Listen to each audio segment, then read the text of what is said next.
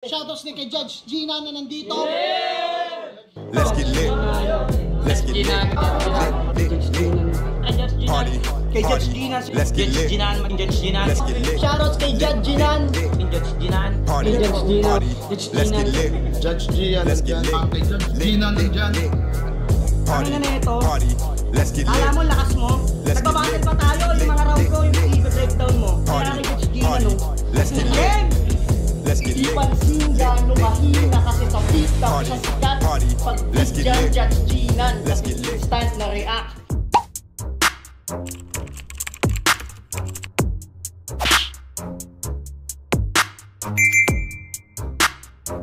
In the yeah, put 'em in the yeah, yeah, yeah. If you feeling real good, put your hands in the yeah, put 'em in the yeah, yeah, yeah. If you feeling real good, put your hands. So what's up mga kumag, I'm back, ang inyong online judge. Walang iba kundi Judge Jinan. Okay guys, tahimik na ang paligid. Wala nang nagkakantahan. Kung napanood nyo yung review ko kanina, which is uploaded kagabi sa channel natin, yung Poison 13 versus Crazy Trick. Kung napanood nyo yun, may maririnig kayong mga konting background ng kantahan kasi nga yun, hapon ako gumawa ng video, ng reaction video.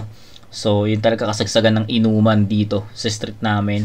And kung napanood nyo yun, sabi ko nire-reserve ko yung energy ko para sa magiging collab namin ni Unico ngayong araw din mismo. Araw po ng linggo ngayon, so August 31, no? Yun, magkikita dapat kami ni Unico ngayong araw, kaso yun nga, unfortunately nagkaroon ng biglaang meeting si Unico, and ako naman medyo na busy rin ako, hindi ako nakahawak ng phone. Yan, hindi kami natuloy, no? Pero we will reschedule, no? I-reschedule namin itong collab namin. And syempre gusto ko rin kasi marami na rin nagtatanong sa akin kung pwede silang sumama sa review ko. Ayoko ng pangalan kung sino-sino, pero ayun, umpisahan natin ngayong bare months siguro, diba? Yun lang. So yung sa amin ni Unico, sana matuloy siya this September. Pipilitin natin na matuloy this September. Okay, yun. So yun, another request video na naman ang re-review natin at Acer versus Iho. So shout out kay Raymond La Chica sa request mo na to. Alam ko medyo matagal na tong request na to, pero ngayon lang ako nagkaroon ng time para reviewin to. So tignan natin anong klaseng battle ang mapapanood natin, anong klaseng battle itong debut battle ni Acer, di ba? And si Iho naman, I think meron na siyang isang battle, so pangalawa niya to. So yun, tingnan natin anong klaseng battle yung mapapanood natin. And shoutout ulit kay Raymond La Chica. Acer vs Iho, game. Unang banat kay Acer. Game. Salamat at sa Cebu. Iho, napunta ka. Gusto mo ng unang pabate? Iho, daputa ka. Huwag kang magbalak na sa lugar ko mag-angas at mambulabog. Baka magulat ka na yung Bisayang to mas matatas pa sa'yo magtagalog. Oo, nagmumulti ka, pero hindi ganong malupit. Pinipilit mong ituwid yung dila mong pilipit, dun pa lang hindi na tayo magkadikit. Kaya dapat ikay inilaban sa iba. Lahat ng nanonood sa'yo nahihirapan magsalita. Kasi expected na nga yung rhymes mo, di ka pa makapagsalita ng diretso. Kaya talagang super, napakahina. Pagkausap, tuloy kita, akala ko si Fonger, taga Manila. Hindi ka na sana pumunta para hindi ka nasaktan. Pagkat wala akong awa sa'yo kahit konting patak lang. Ako ang tatalisod sa mga paa mo sa bawat planong pahakbang. At kung magmamatigas ka, kakalad ka rin kita mula Cebu pa Aklan. At pagkatapos doon, sasabihin sa akin ni Sir Enigma, Tol, ang lupit mo, grabe. Sa ginawa mong pagkaladkad, nakatipid ako ng pamasahe. Wala lang sa akin yon. Yung mga ganitong klase, hindi na dapat hinahayaan. Skills mo pantanga, hindi ka dapat binabayaran. Oo, pantanga. Pantanga yung skills mo, wag ka nang mag-deny. May kanta siya, ang title, I Love Ibahay.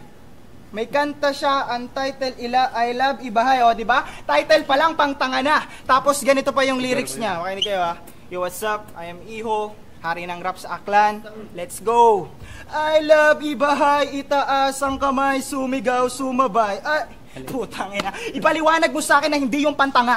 Kanta mo hindi nalalayo sa salbakuta yung flow. Bilib din ako sa pangit nun, pinerform mo pa sa talent show. Gago ka ba? Pag lilika ka ng awit, kailangan yung mga letra pulido sildo at kailangan Pilipino yan. Sa kanta mo palang nagpapakita na hindi mo pa napapasa yung Filipino one.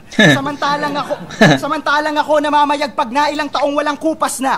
Una ko pang makakalaban sa flip top, babahong hudas pa. Pag pinapaligo siya sa kanila, laging ang rason bukas na. Minsan na lang maglinis ng katawan, punas pa. Hoy Bilat, huwag ka sa akin makipagputahan. Hindi ka naman matatanggap dito kung sa tryouts ka dumaan. O di ba? Hindi ka naman matatanggap dito kung sa tryouts ka dumaan. Kaya dapat ikay inilaban na lang sa iba. Ganito ako kahit nawawala kaya ko mag-freestyle bigla. At para sa'yo, eto na, tapos na. Sige na, time nyo na. Time, unang banat kay Iho, pakinggan. Okay. Anong masasabi ko doon sa performance ni Acer dito sa unang ikot, no? Kailangan kong, sa tingin ko, kailangan ko munang mapanood or mapakinggan yung performance ni Iho dito.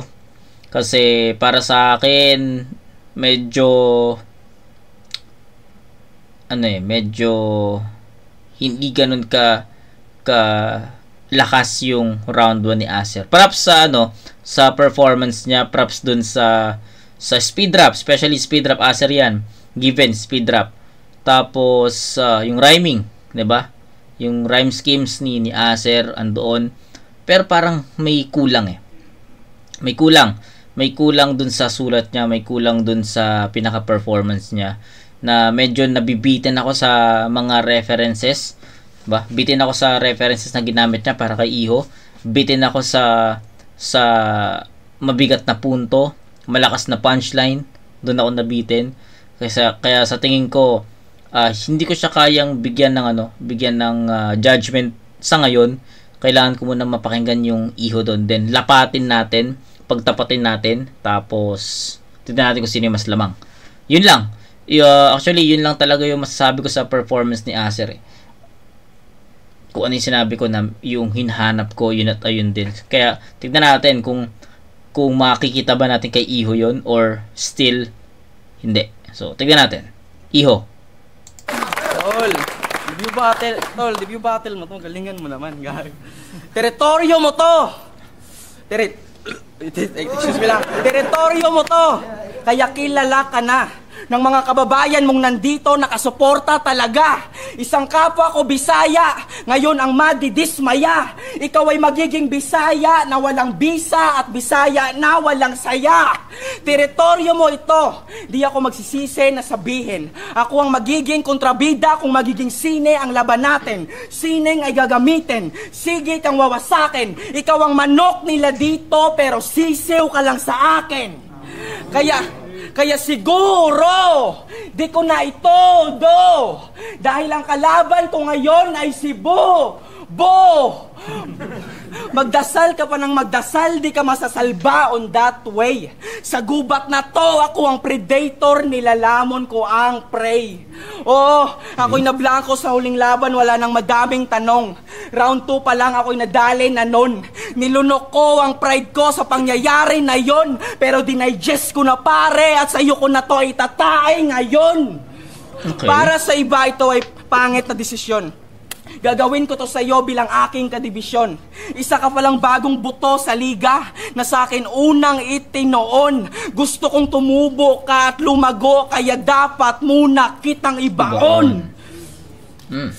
At oo nga pala, hindi mo to palabas, sir. Huwag kang umastang big star. Isa ka lang namang Acer, dapat dun ka magpalabas sa CR. Acer ang pangalan niya dahil parang puwet ang itsura. Pag tinira ko to sa mukha, anal sex ang resulta. Isang puwet na walang hugas, wala na tong panglunas. Ikaw lang ang puwet na pito ang butas. Mukhang puwet, huwag ka nang magbalak pa na tumakas. Duguan ka ngayong gabi, literal na almoranas. Nung may tryout sa Cebu, siya yung nag-champion.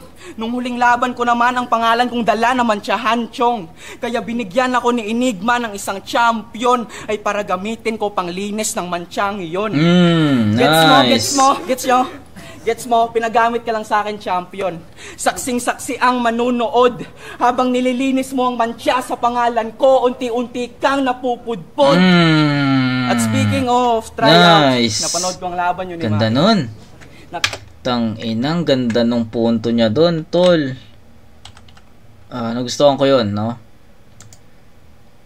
Gusto ko yung binigyan ako ng champion, tapos panlinis ng pangalan ko, unti-unti ka napupudpod. Ganda nun. Magandang atake yun. So, props kay Iho dito. Actually, kanina pa ako nakakarinig ng mga solidong punto eh. Kaya, tingnan natin. Habang nililinis mo ang mantsa sa pangalan ko, unti-unti kang napupudpod. Galing. At speaking of tryout, napanood ko ang laban yun ni Maki. Nakakamangha ang mga bawat atake. Pero may nangyari sa kalagitnaan ng debate. Sa laban yung dalawa, ako ay nagulat kay Maki. Sa si Maki. May salita siyang binitawan, ganito ang kanyang sinabi. Mahal na mahal kita, tol. Mahal na mahal kita, tol. Tandaan mo yan. Putangin na. Mahal na mahal kita, tol. Tandaan mo yan. Yan ang nga bang sinasabi ko eh. Mga bromance ang puta. Bakla na pasimple. Nakakaburat kasi syempre. Rap battle yung tanga, ginawa niyong teleserye. Kaya, mahal na mahal kita, tol. Tandaan mo yan. Ulang na lang, magtsupahan kayo dun eh. Tangina, mahal na mahal kita, tol. Tandaan mo yan. Kaya gusto ko lamang ipahatid, ang pagkabilib ay napatid sa katagana binitawan, pandidire na naeg. Akin lamang nabatid sa katagana narinig. Ang pagkabilib ay napatid. Kaya nung sinabihan ka ni Maki ng ganon, tangina, ikaw ay kinilig. Tangina, ang landi nyo talaga. Time! Paano ba? Sayang! Sir, pakinggan. Biglang humirap kasi nagkaroon ng stumble. Alam mo, ito maganda tong sasabihin ko. Bibigay ko kay Iho yung round 1. Okay? Pero biglang dumikit. Ito, Acer. Yun nga, malinis yung props dun sa speed drop. Given eh. Actually given kay Acer speed drop. Since debut battle niya, yung speed drop parang ang laking edge nun para sa kanya as a debutant. Pangalawa, linis ng performance, yung ganda nung structure ng writtens, yung ganda nung mga setup. Pero ang napansin ko dito sa round 1 ni Acer, medyo kulang sa effective angles, effective references, tsaka effective na mabigat na punto at mga punchline. Ayun yung nakikita kong kulang sa round 1 ni Acer. Kasi andun na yung performance, andun na yung pagiging andun na yung delivery, maayos yung delivery niya. So medyo wala na tayong question doon. Malinis yun eh. Lagi naman malinis mag-perform to si Acer eh. Kaso nga lang, ayun, yung mga nakita ko, yun yung kulang. Ang nangyari, pagdating sa round 2, sabi ko, kailangan ko munang makita yung round 1 ni Iho para matapatan or makita ko kung ano yung difference ng dalawa. And sa tingin ko, naging malaki yung difference ng performance ng dalawang MC. Para sa akin, mas effective si Iho, mas mabilis niyang nakuha yung momentum, mas colorful, mas flavored yung performance, iba't ibang atake, may jokes, may bars, may punto, mabigat yung mga references at angles na ginamit ni Iho para kay Acer, nameplay, wordplay, diba? Ang dami. Mas makulay. Kaso nga lang, ayun nga, maganda na yung performance ni Iho. Arangkada na eh. Actually, naabutan na naabutan na ni Iho yung performance ni Acer eh. Kaso nga lang, bandang dulo, nadapa.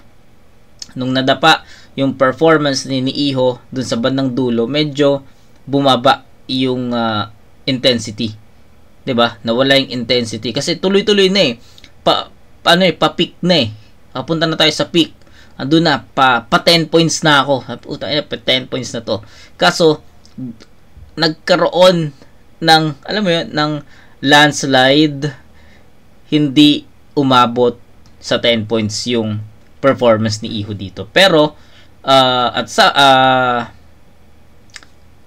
some point, makikita mo na lamang pa rin si Iho doon. Kahit hindi natin nabigyan ng perfect na score si Iho dito. So, ayun. Sana na bigyan ko ng clarification or na-clarify ko yung hatol ko dito sa round 1. Kasi baka marami magsabi na kay Acer yung round 1 nila kasi malinis yung performance. Yes, given, malinis yung performance ni Acer. Pero ako kasi binase ko sa structure ng sulat. Kung sino yung may mas maraming punto, elements na pinakita sa isang round. So, sa tingin ko, Iho yun na even nag-choke siya, even nagkaroon ng hindi naman siya totally choke, even nagkaroon siya ng stumbles, enough eh. Enough yung mga naipon niyang, mga napondo niyang puntos para ma-disregard yun. Gets nyo? So, yun. 9:8, Iho. Supposedly, 10:8 yan. So, yun. 9:8, Iho. Round 2. Gano'n? Iho, ibig sabihin bata, pinupunan niya yung sa amin ni Maki. Gago, selos ka yata. Sisiw daw ako, okay lang, at least hindi ako baog. Sisiw ako, ikaw naman itlog. Nagre-rebat ako, yun kasi ang aking taktika. Okay na sa akin na puwet ako, basta tae ka. Ay, ka pala? Ignorante talaga. Papansin porket siya lang yung may pera sa barkada nila. Ignorante talaga, Dumadayo IT. pa ng Dota sa ibang shop kasama yung mga kaibigan niyang butaw. Siya lang pala yung maglalagin, yung karamihan nakadungaw. Papansin ka pa pala, hindi ka lang pantanga. Pinayuhan mo pa yung tekis, sabi mo, pre, magmanta ka. Corny, di ba? Pero hindi mo wala mang ibig sabihin ko doon. Pinapakita ko lang kung ano ka sa laro, papansin na nagmamarunong. Pues, papakitaan kita kung paano ba maging brutal mula umpisa hanggang pinal. Pag pinanligo mo yung lyrics mo, para kang naglumpiga sa kanal. Mga bara ko, dikit-dikit malabo na magbutal para sa taong nagkupal sa lampasakan ng busal. Para hindi makaimek, may sarado Dikit-dikit? ang bibig, puro daga ang yung dibdib, pamaskulado pantindig. Pinaira lang inggit na sa akin ka ay bumilib, kasi utak mo tagtuyo, gutom sa pandilig. Galing! Hindi ako naglalalim-laliman na pasikat ang intensyon. Pag ako naglalim-laliman, tago sa kabilang dimensyon. Dedepensa ang kusibo ng puno ng dedikasyon. Lumaban ka pa rin kay Acer kahit na alam mong delikasyon. Mga tira ko tagus-tagusan habang sayo hanggang tusok lang. Sa sobrang init ng mga nagbabaga kung kataga, pag binuusan mo ng tubig, yung tubig uusok lang. Nakikiusok ka lang, wag ka magmataas, bubulusok ka lang. Pababa di mo ko pwedeng maabot hanggang tutok ka lang. Sana natuto ka nang mag-rap kasi puro ka lang paastig. Ano na pala mo ngayon? Napuruhan ka lang. Sa sobrang sakit na papapikit ka na nga kasi malupit talaga ako, may beat o wala. Di ka kabalo mo freestyle. Galing. Inuudrajud na ha, peace bye. Ayaw pangutana dire kong kinsay. Gahe nga no ni Arre, pakagihuwat na lang unta ko mo sa B-side. Nagsayang-sayang ka lang ng pamasahe. Marami pang mas grabe sa'yo sa masbate. Galit sa'yo si Enigma kaya kanya dito sinali. Kasi alam naman niya na wala kang panamas sa akin pagdating sa debate. Tapos ang yabang nyo pa sa inyo. Tignan mo kami rito, pantay-pantay. Bakit hindi ka gumaya sa amin? Inaangat ka na ng kayabangan mo, dapat kang kumawala sa hangin. Tinanong ko si Enigma, ayos lang daw kung sa flip top ikay mawala rin. At ang layunin mong iangat ang dibisyon ng Visayas, paubaya mo na sa akin. Galing! Kasi walang saysay, lahat ng sasabihin mo, yung bibig mo, wag mo nang ibuka. Para kay type naman lahat ng mga banat mo, kaso nga lang hindi mo na ibuga. Kaya ngayon, naniniwala na ako na idol mo si Eminem. Akala ko dati nagjo-joke ka. Kuhang-kuha mo kasi si Eminem. Sa 8 Mile, nung nag-joke siya. Paano mabanat, Iho?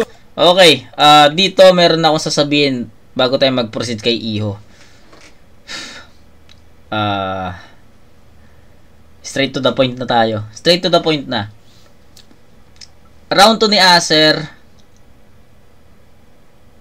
mas litaw yung mga haymakers niya. So, sa tingin ko, merong 2 to 3 haymakers yung kumonekta.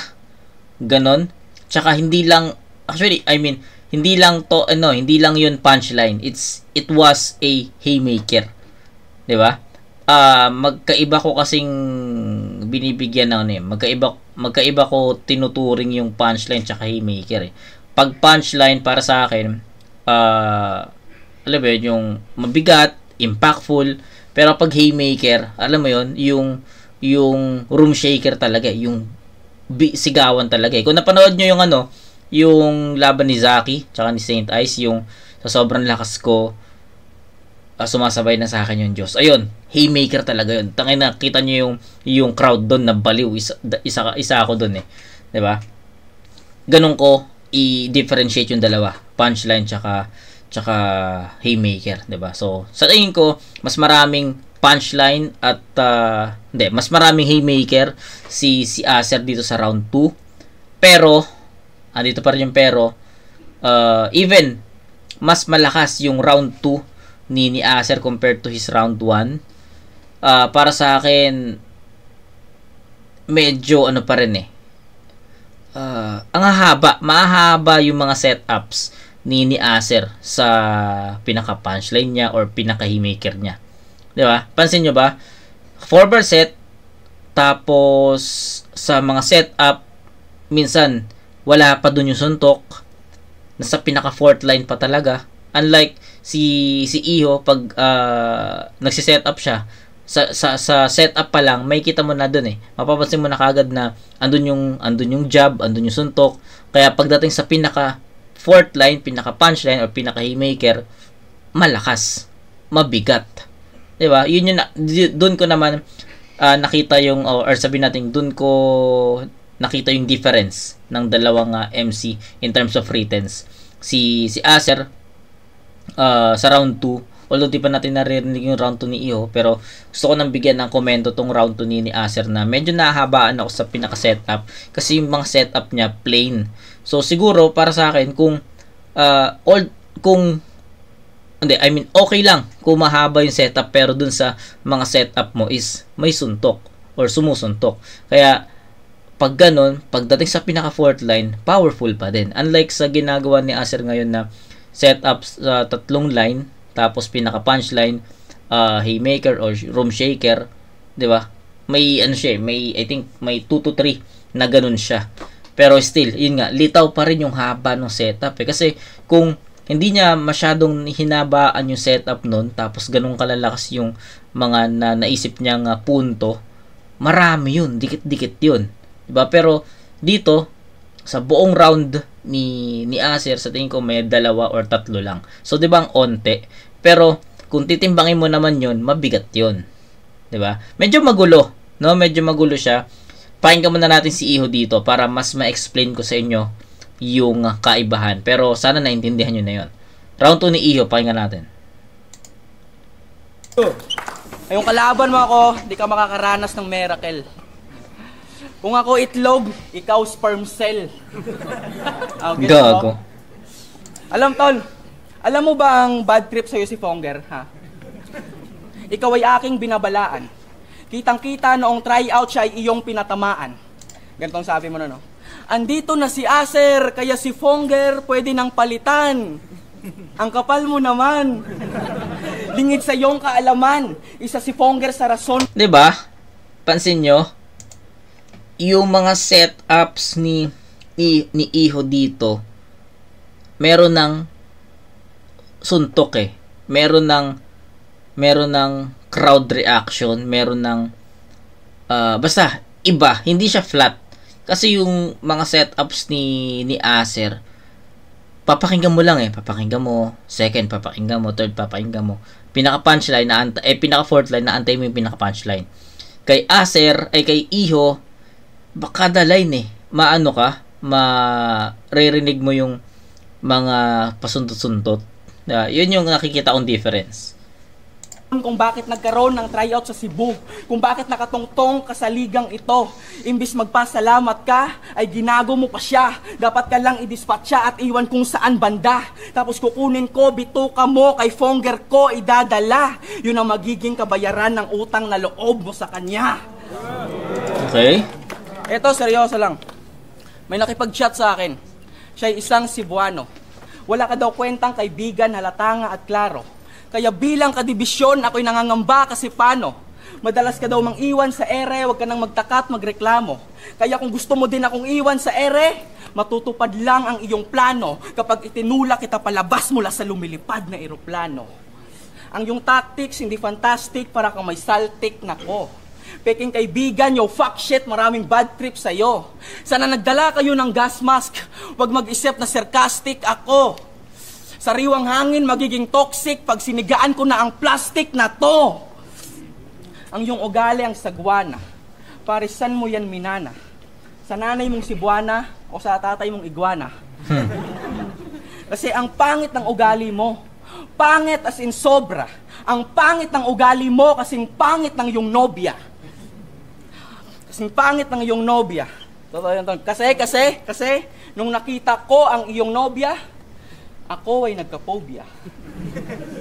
Siya ay lumapit, ako'y pinilit na hawakan ko daw ang boobs niya. Pero di ko yung ginawa. Ayoko tol magpakatuso. At ayoko sa babae pare nalawlaw ang suso.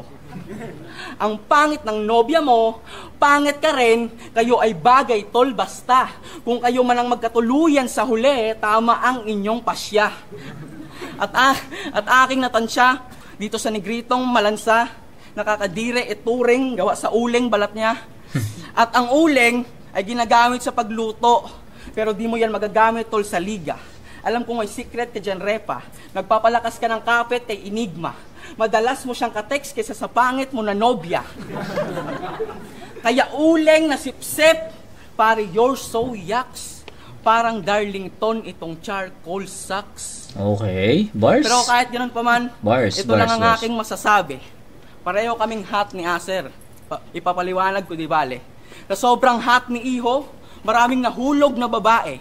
Sa sobrang hot ni Acer, nasunog na siya pare. Nasunog ka na pare. Kasi sobrang itim mo talaga. Oo, grabe pambihira. Pag nag-brown out yung dito, di ka na namin makikita. Kaya kailan mo na ang tubig.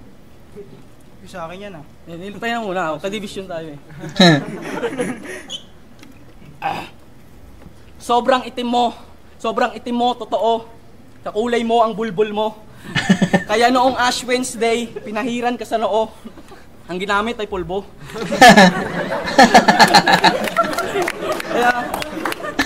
Kaya ibubulgar ko na lahat. Pag ako'y nag-amok sa mic, mas maitim ka pa talaga kaysa sa batok ni Tyke. At ito, malamang sa genes ng magulang mo nakuha ang ganyang condition. Sa melanin na sobrahan lang sa consumption. Huwag mong mamasamain ang aking explanation. Pasalamat ka na lang binigyan ko ng paliwanag ang iyong dark complexion. At ito nga pala, di ba may recording studio ka? Wala. Na di masyadong in demand. Ang pangalan ay Neva Nevaland. Neva Nevaland. Neva Nevaland. Ang pangalang Neva Nevaland dapat ay palitan mo na dahil sa oras na to pare ay babagsak ka na. Time. Yun lang.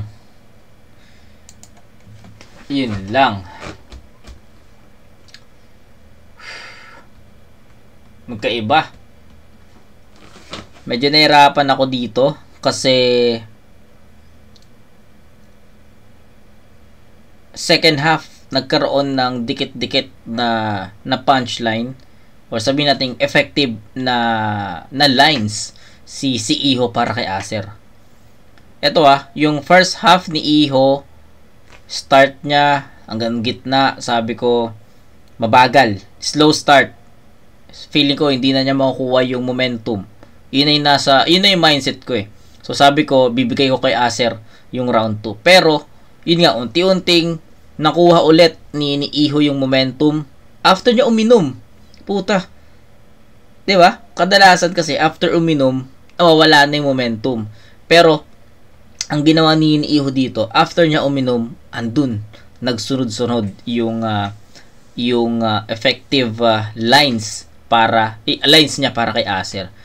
'Di ba? Mahirap siyang timbangin para sa akin kasi magkaiba ng naging approach. Si Acer, sabi ko nga, meron ako nagustuhan na 2 to 3 haymakers na room shaker talaga para sa akin. Yung grabe yung naging dating, 'di ba? Kay Iho naman, iba. Para sa akin, hindi gaano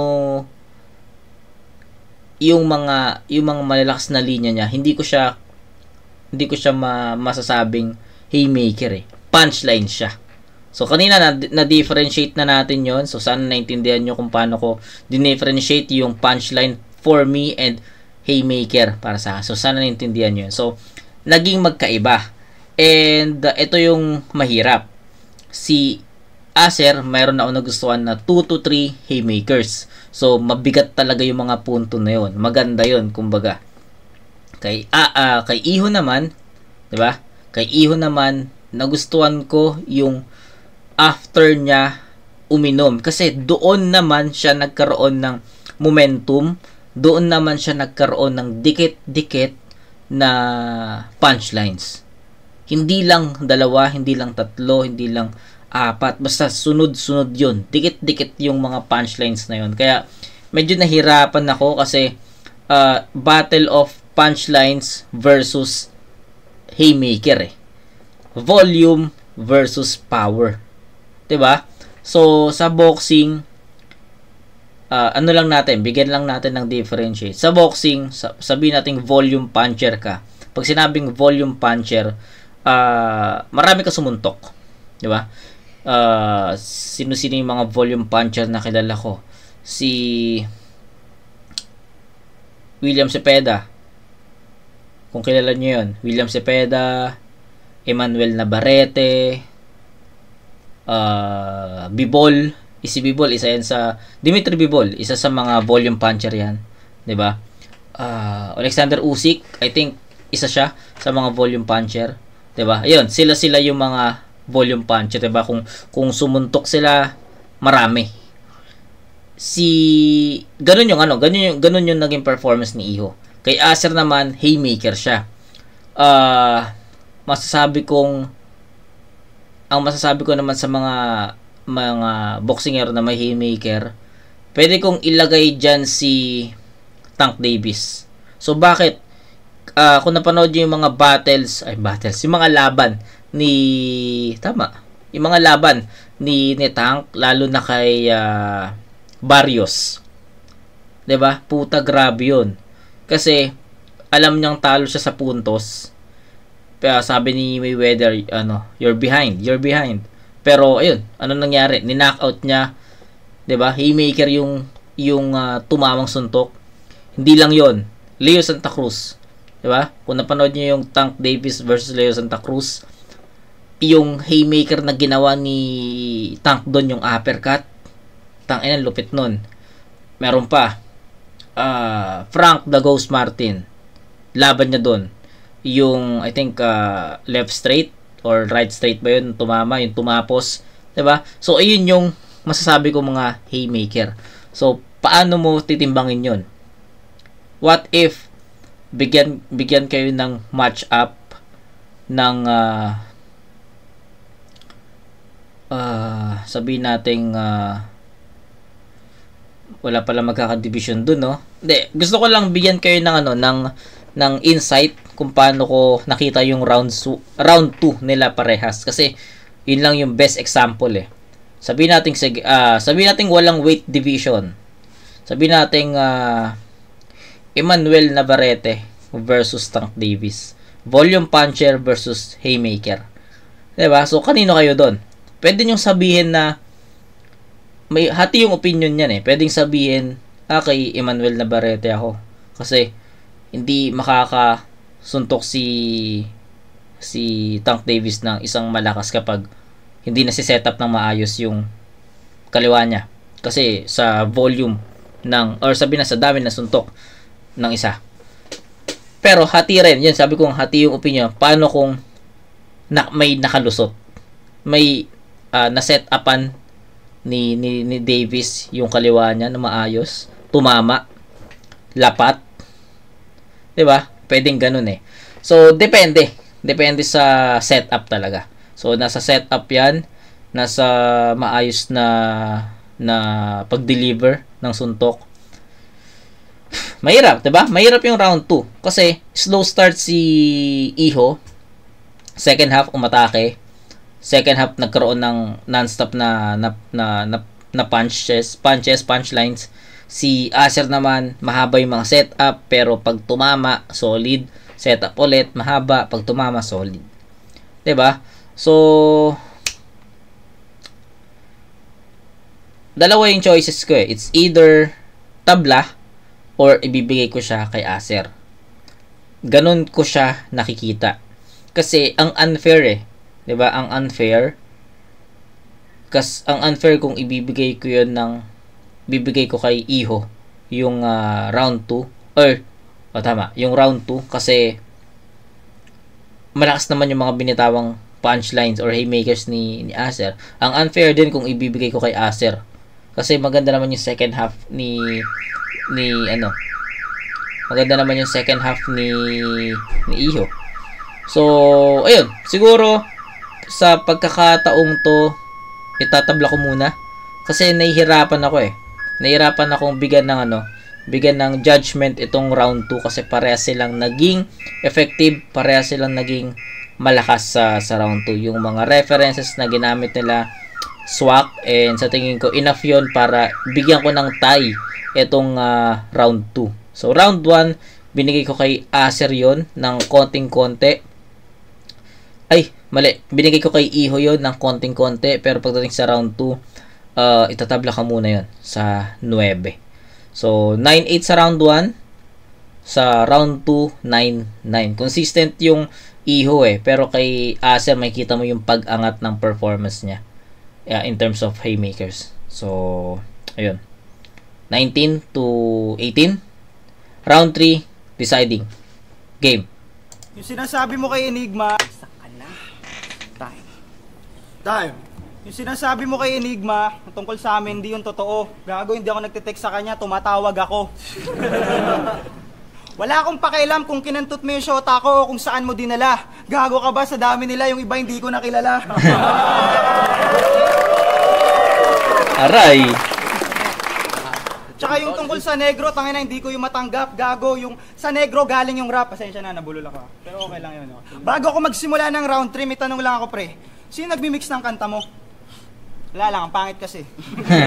Ang pangit na nga ng timpla, ang pangit pa ng sulat mo, hindi sila makaka-relate, hindi pa kasi nila naririnig yung mga kanta mo. Huwag mong paikutin yung mundo mo sa battle, pagigihan mo sumulat ng kanta. Ang nangyayari kasi sa'yo, pag wala kang battle, nga.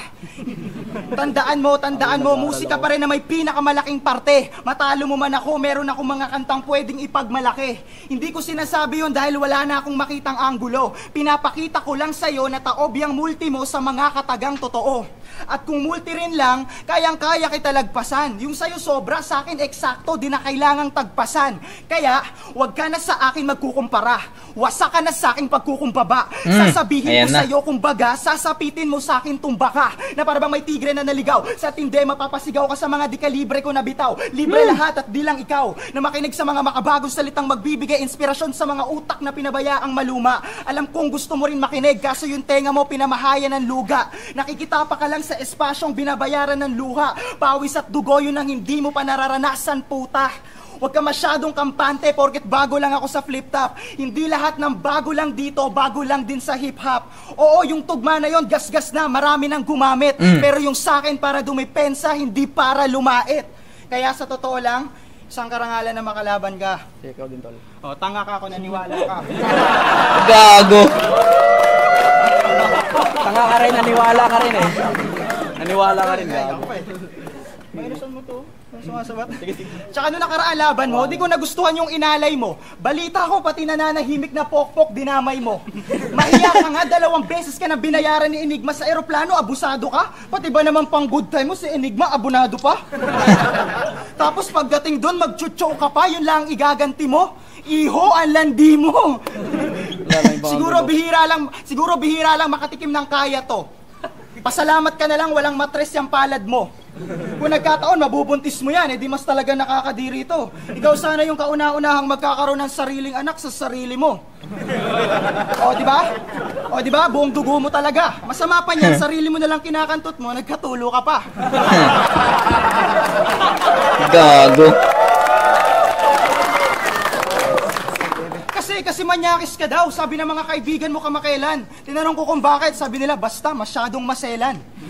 Supot ka pa nga, yung tira mo wala pang bilang. Subukan mo maghasik na lagim dito, isusunod kita kay Magellan.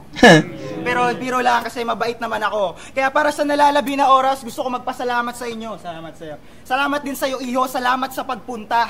Sana natuto ka rito. Tapos na ang palabas mo, maupo ka na, Iho. Galing! Kinorder siya ni Acer dun sa karangalang makalaban ka o tanga ka, naniwala ka. Burn. Actually, dun pa lang. Tapos na yung battle. Consistent, no?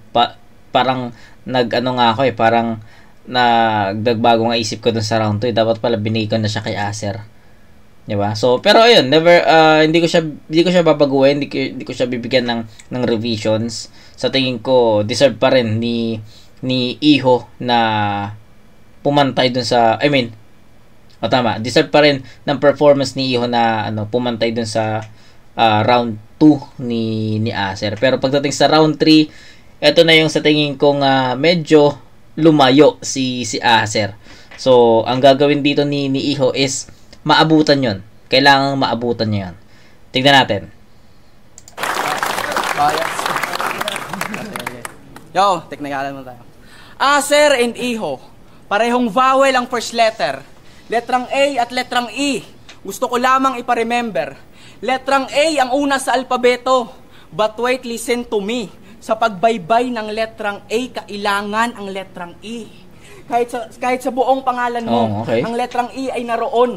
Makikita rin ang letrang E sa pangalan ng Panginoon. Baliktarin mo man ang letter E, number 3 ang labas nun. Yun ang magiging bilang ng panalo ko ngayon. Teknikal lang mga tira at mga pangkasar ko. Yes, technical. Prangkahan lang naman, huwag ka sanang magtampo. Pango, pango, pango! Wala nang minorto. Uuwi kang nakayuko, parang ilong mo. Pilitin mo man mag-ingat, magdala ka pa ng mga agimat. Pupuruhan na kita ngayon hanggang hindi ka na dumilat. Magaling kang freestyler. Huwag ka masyadong magpasikat. Kung ikaw ay freestyler, ituring mo akong pulikat. Hindi porket magaling sa freestyle. Bars, no? Hindi ko alam kung nagets ba yun ng karamihan dyan, pero freestyle, pulikat. Freestyle is uri ng paglangoy, di ba? Tapos pulikat, yun yung laging kalaban ng mga swimmer yung pulikat. So yun, explain ko lang sa inyo. Milat, magaling kang freestyler. Huwag ka masyadong magpasikat. Kung ikaw ay freestyler, ituring mo akong pulikat. Hindi porket magaling sa freestyle, magaling na din sa written. Taob ka sa akin sa content, sa rhyming, sa rhythm. Dahil para lang kitang dinodog style. Kapag written ang banatan, nakatalikod ka lang sa akin, di mo kayang tapatan. Kahit magmulti ka pa ng sobra, mag-wordplay reference sa iyong bara, may speed rap at hashtag pang kasama, magpatawa pa at magdrama. Ano mang estilo gamitin mo, hindi yan sa akin prigagana. Butata ang mga tira nitong si Acer Taulaba.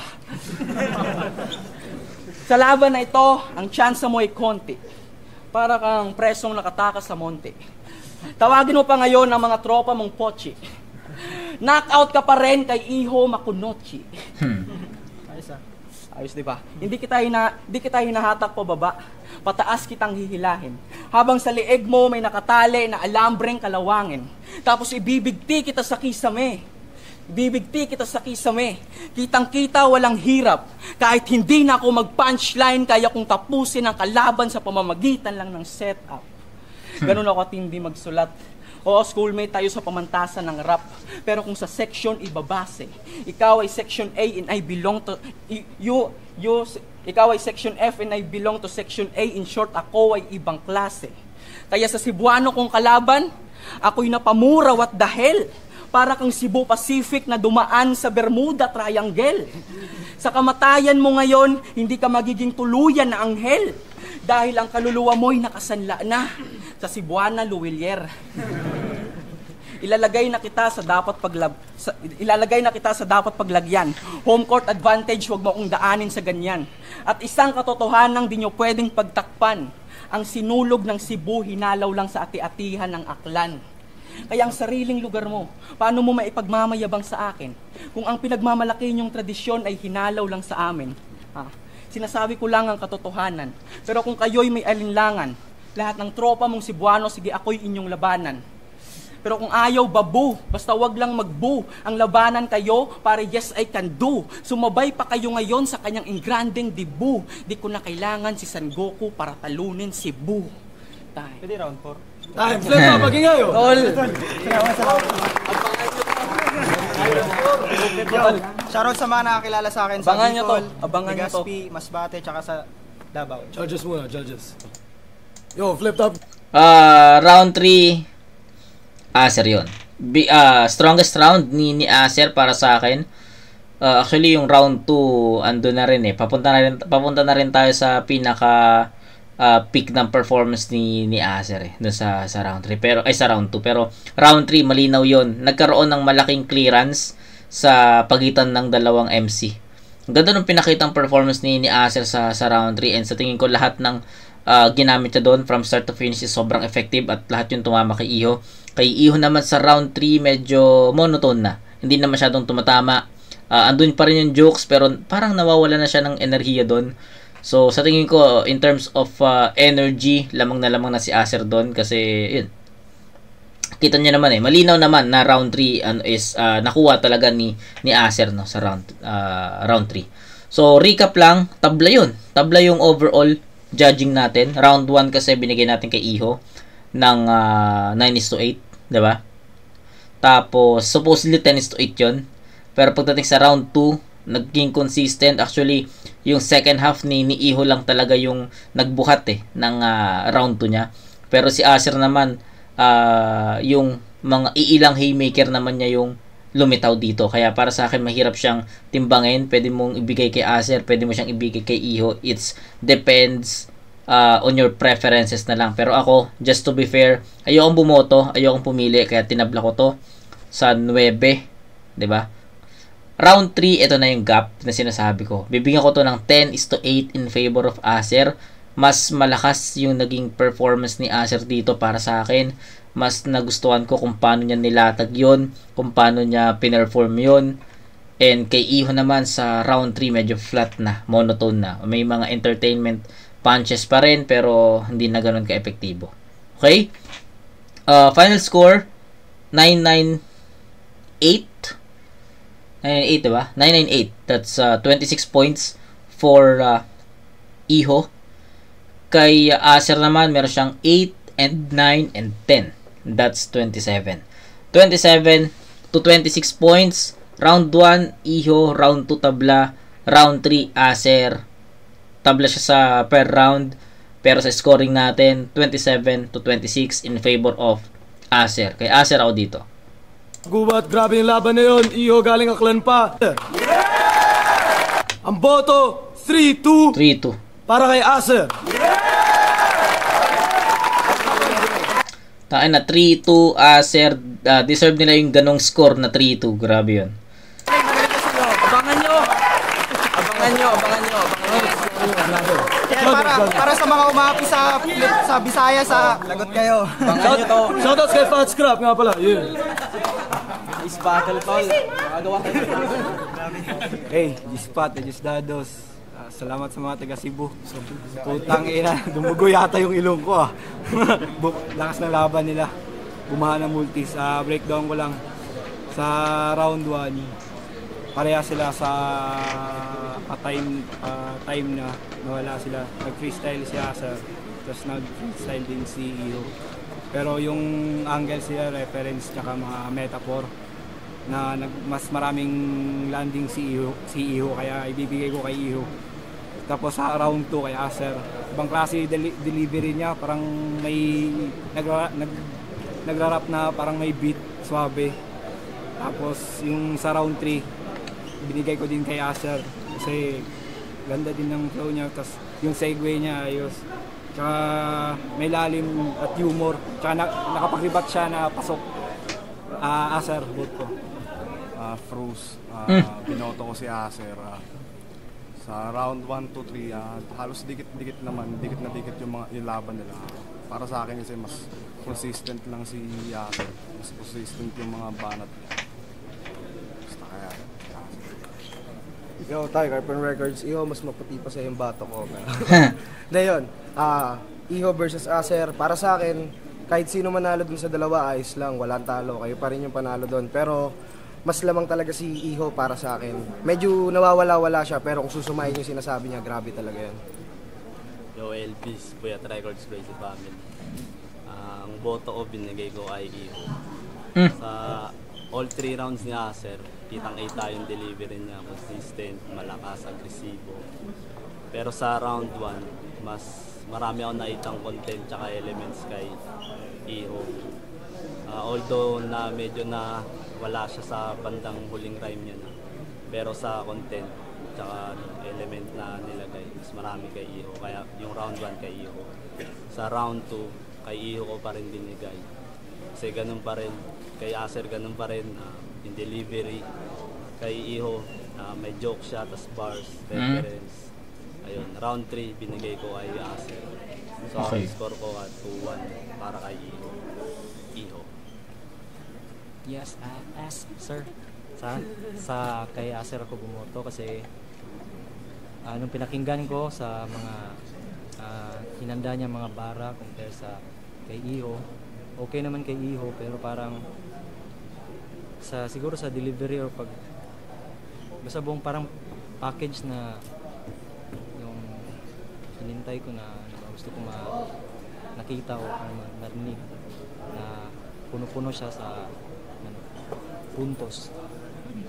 Yun ko man props pa rin sa kanilang dalawa and Iho, pareho sa S Division. Ang gulo na, medyo nalito ko sa sa judging ni Nitweng. Pero yun, hindi ko na patatagalin. Shoutout Raymond La Chica. Sana nagustuhan mo kung paano ko siya na-review. Medyo tumagal tayo dito kasi marami akong nasabi, marami akong na-explain, and sana naintindihan nyo yun. Yung mga example ko sa yung comparison ko sa dalawang sports, 'di ba? I mean, di naman siya totally sports, 'di ba? Yung comparison ko totally sa flip top tsaka boxing dahil dun sa volume tsaka sa haymaker, sa naintindihan niyo 'yun. Yun lang. Medyo napagod ako doon, and sa tingin ko na explain ko naman sa inyo ng maayos tong request ni Raymond La Chica. Shoutout sa iyo, boss. Acer vs Iho.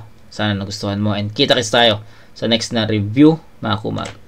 Peace out.